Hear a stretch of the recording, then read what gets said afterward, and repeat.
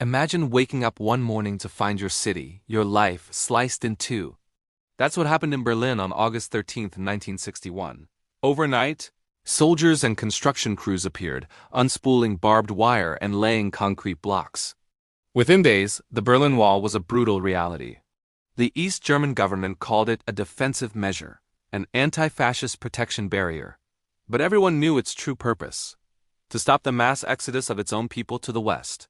By then, over 3 million East Germans had already voted with their feet, fleeing through Berlin in search of freedom and opportunity. The wall didn't just divide a city. It severed families, cut through streets, and broke hearts. It wasn't merely a structure of stone and steel. It was a deep scar carved into the soul of Berlin, a physical manifestation of a divided world. Life behind the wall in East Berlin grew harsher with each passing year. Propaganda banners screamed about the triumphs of socialism. But empty shelves and constant restrictions painted a far bleaker picture. Travel to the West was forbidden. Phone calls were monitored. The Stasi, East Germany's notorious secret police, created a web of fear, recruiting informants to spy on their neighbors, colleagues, and even their own family members. The human spirit, however, refused to be crushed.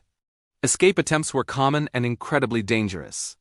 People tunneled under the death strip, floated across heavily guarded rivers, or tried to ram vehicles through fortified checkpoints. Many made it to freedom. Many more were captured or tragically lost their lives. For those who remained, survival often meant quiet resistance. Smuggling in Western magazines, secretly tuning into forbidden radio stations, or painting hidden symbols of defiance. The wall was a constant looming reminder that freedom was so close yet agonizingly out of reach. The Berlin Wall quickly became the ultimate symbol of the Cold War itself, a stark physical line separating two opposing ideologies.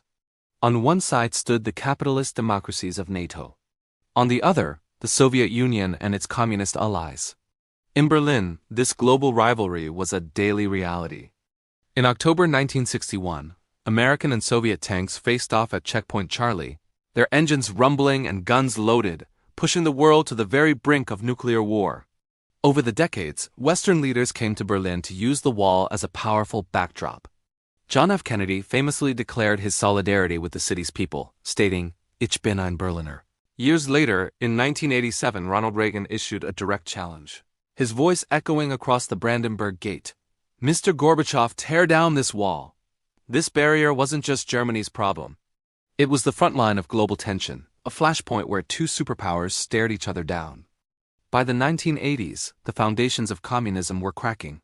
Soviet leader Mikhail Gorbachev introduced groundbreaking reforms known as glasnost, or openness, and perestroika, restructuring. These policies sent ripples of change across Eastern Europe. In Poland, the Solidarity movement, a trade union that had been suppressed, gained unstoppable momentum. Then, Hungary quietly began dismantling its barbed wire border with Austria, creating a small but significant tear in the Iron Curtain. East Germans were watching. By the summer and fall of 1989, a new escape route had opened. Thousands began flooding into Hungary and Czechoslovakia, making their way to the west, escaping the wall without ever having to touch it. Back home, pressure was mounting. In the city of Leipzig, prayer meetings at St. Nicholas Church swelled into massive weekly demonstrations. The chant, "Wir sind das Volk," "We are the people," grew louder and bolder, echoing through the streets. The regime's iron grip was finally beginning to slip. Then came November 9, 1989, a day that started like any other but ended with history being made. During a routine and rather dull press conference, an East German official named Gunnar Schabowski was handed a note about new travel regulations. When a journalist asked when these new rules would take effect, Schabowski, seemingly unprepared, shuffled his papers and stammered, "As far as I know." Immediately, the news exploded across television and radio stations. That evening, hearing the astonishing announcement, thousands of curious and hopeful East Berliners converged on the checkpoints. The border guards were completely caught off guard. They shouted into their phones, desperately seeking orders, but none came. The chain of command had broken. Finally, around 11:30 p.m., at the Bornholmer Street crossing, the commanding officer, overwhelmed by the sheer size of the crowd, made a fateful decision. He ordered his men to open the barrier. For the first time in 28 years, Berliners walked freely from east to west. The wall fell not with an explosion, but with the joyful sound of hammers, chisels, and bare hands. East and West Berliners, once separated by concrete and guns, climbed atop the barrier together, waving flags, singing, and crying in disbelief. Television cameras broadcast the incredible scenes to a stunned world. Young people dancing on the very symbol of oppression, guards abandoning their posts, and complete strangers falling into tearful embraces.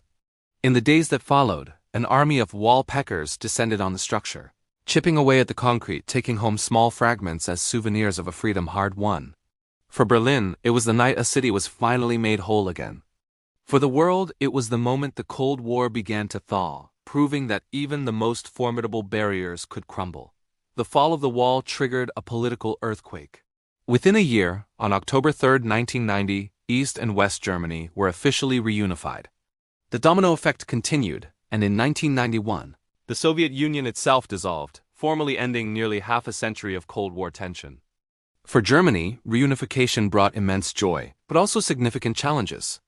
Merging two vastly different societies, economies, and mindsets was a difficult and lengthy process. Yet for millions, the collapse of the Berlin Wall became the ultimate symbol of hope, a powerful testament that change is possible and that even the mightiest barriers built by fear and ideology can be brought down by the collective will of ordinary people. Today, only a few fragments of the Berlin Wall remain, preserved as memorials and outdoor galleries. They stand as a silent, powerful reminder of the human cost of division and the incredible power of unity. The story of November 9, 1989 is a lesson for all time.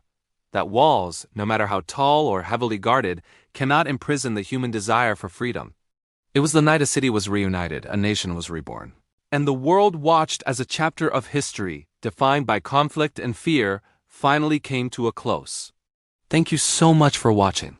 If you found this story as moving as we did, please give this video a like and subscribe to our channel for more deep dives into the moments that shaped our world. See you next time.